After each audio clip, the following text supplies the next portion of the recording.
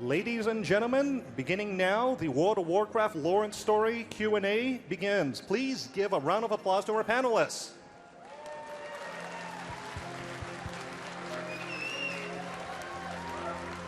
What up, Blizzcon? It is on. How's everybody doing? End of day 2. Woo! What's up, baby? There he is. Yeah. Ladies and gentlemen, the Wild Hammer fact checker is in the house. First in line. There he is. Woo!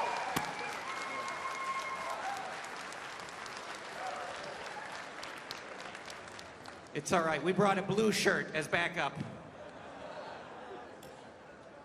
Guys, my name is Chris Metzen, story director for Blizzard. This is Dave Kozak. He is the lead quest designer for World of Warcraft. And on our left is Sean Copeland. He's one of our historians, so if Dave and I get into trouble today, he's our sniper, right? So we ain't doing last year again. It's like a human encyclopedia of everything. If you've seen him over at the lore stage, you know he knows. Attaboy, remember it. Guys, we were talking about doing, kind of walking through some story stuff, but given the size of that line, let's just break into QA. Let's just hear what you guys have to say and take the whole time for QA.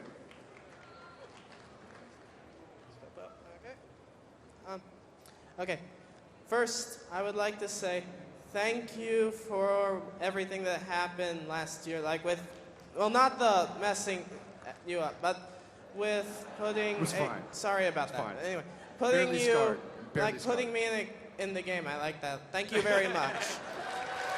Thank you very. It is great. Okay. But for my question, I know that. Or no, that's probably repetitive. Okay. Anyway. In Gilneas, the quest lines end with the strong feeling of to be continued and that we're going back.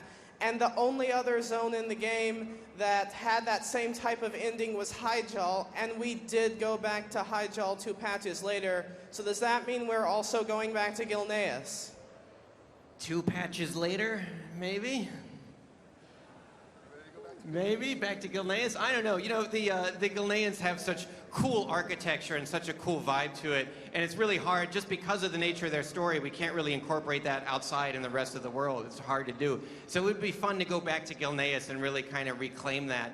I don't think it's on the cards right away, but it's we just love the feel of that area and everything that they're about. One suggestion.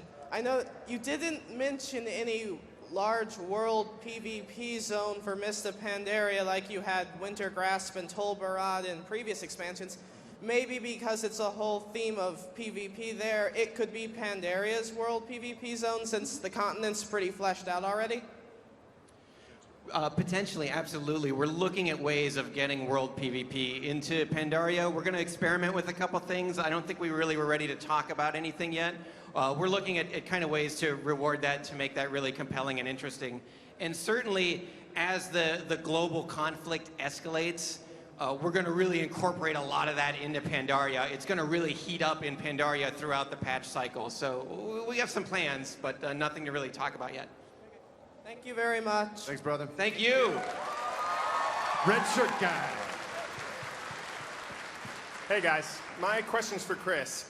3 of my favorite characters are Arthas, Illidan, and Prince Kael'thas. When those characters died, what became of their bodies? Did Jaina take Arthas's body with her back to Stormwind? And a faction of Blood Elves still tied to Kael'thas claim his body? Is Illidan still at the top of Black Temple? You want them back, don't you? Could we? Could we just bring them all back, Chris? Is that cool? I wouldn't say all. Actually, we're just in a panel for the broad WoW Q&A, and someone brought up, are you ever going to bring Illidan back? And so we just kind of asked, do you guys think we should bring Illidan back?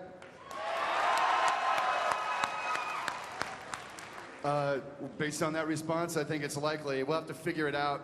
Relative to Kael'thas, I think his story is pretty done. He already came back, right? You know, we pulled that hat trick once, and so, you know, but Illidan's definitely potential. Now, as for Jaina, you know, running off with Arthur's body or whatever. I mean, that's just sick, man. You know? What in the world?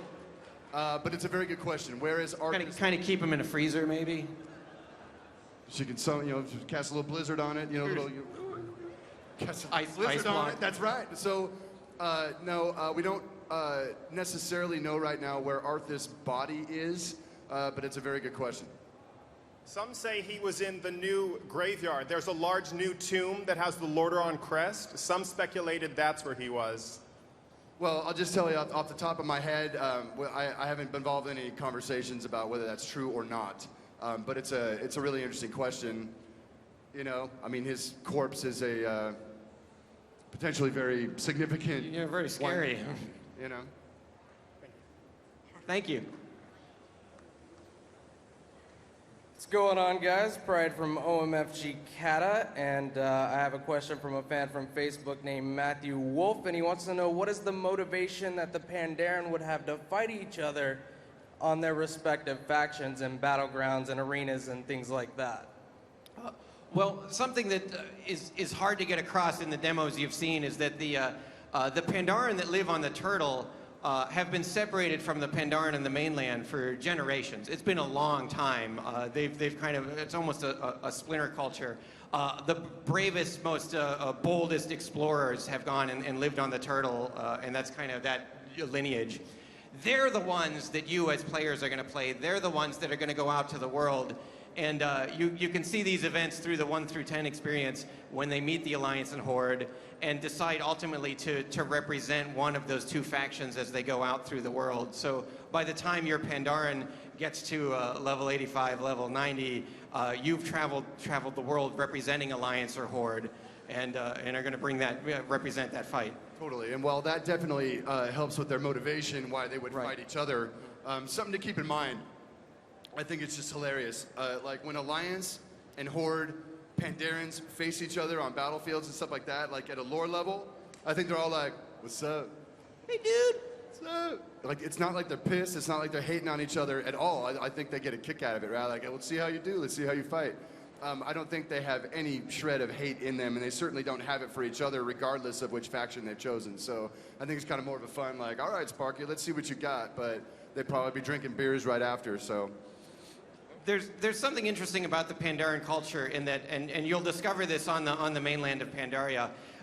All the negative emotions, all the sort of anger and vengeance and hatred, those negative energies, they become manifest in Pandaria. They actually take physical form. That's what we call the Shah, that you probably saw some concept art for, maybe saw the art panel. So if you are filled with all this negative energy, it can literally kind of come and bite you in the butt. It's like really dangerous. So that's why the Pandaren, as a culture, as a species, they really value kind of an inner peace and an inner calm. They don't want to bring all that bad baggage into a fight. That's kind of how they are. That's why they're so chill. So when a Pandaren fights, he doesn't fight out of anger, hatred, vengeance, right? He fights to reach a conclusion, and then when things are settled, you have a beer, you chill, you take it easy, you bring it down, they take it down a notch. Yeah. Thank you. Hello. This one's for you, Mr. Metzen. Mr. It's informal calling you Chris, so Mr. Metzen. You wrote the book personally of Blood and Honor, which I really loved, and it's really good. Good story. And I was wondering if in the future you would ever write a novel or a short story personally that we could read, because I really liked your writing style and you have a really good insight to the characters. So I was just wondering if that could ever be a possibility that we could look forward to. Well, thank you. You know, it was terrifying writing that because, you know, I don't know. You know what I mean? I think, like, as writers, I feel very goofy about how I sling words together. Game dialogue's one thing, but the prose thing was really hard for me. And so I've pretty much been a chicken all these years. You know, we'll let Davey do it. Dave just put out the Sylvanas story that popped a couple weeks ago. But trying to get, you know, the other brothers in creative development and sisters in creative development to, you know, kind of write a lot of the fiction. But maybe one day, you know, maybe one day I'll sack up and dig it out. But I do enjoy writing, but it's terrifying. Terrifying. I write it kind of like an 8th grade level. So Do it. Do it. do it. But thank you very much for the very kind compliment. Thank you. Thank you. Thank you. Hi, this question's regarding Lordaeron. I wanted to know what happened to Arthas' sister, Kalia, if she escaped Lordaeron or if she died or what happened to her. Good question. Are we calling him the blue shirt? Dr. Copeland, fire, fire. What's up? No, actually, we did address that. We had an ask. We have a normal Ask CDEV thread. It's a Q&A that we do. We ask these guys these hard-hitting Just questions. straight answer. Just straight answer. We're thinking about it. Okay. Which means we don't have a plan, but we've been talking about this character forever. I think there was some hooks in the RPG line. I have a topic for you guys.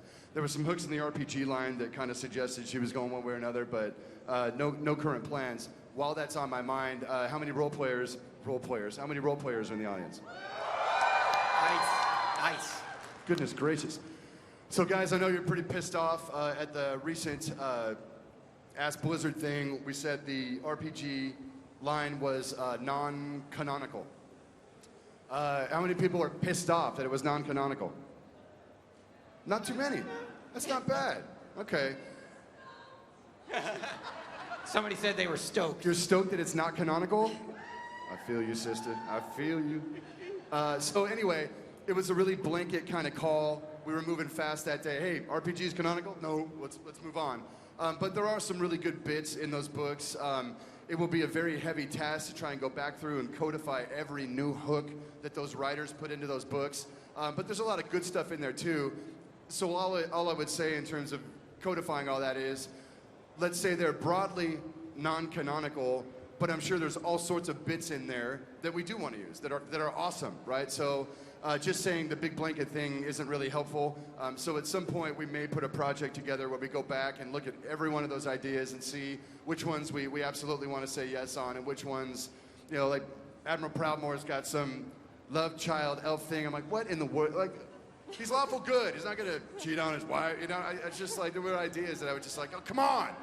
So we'll see. We'll see how that pings out. It just popped off the top of my head. So it sounds like most of you do not care. So if that's true, wonderful. Thank you. Did we ever get to your question? Not really, but I'll wait. Yeah, we don't know.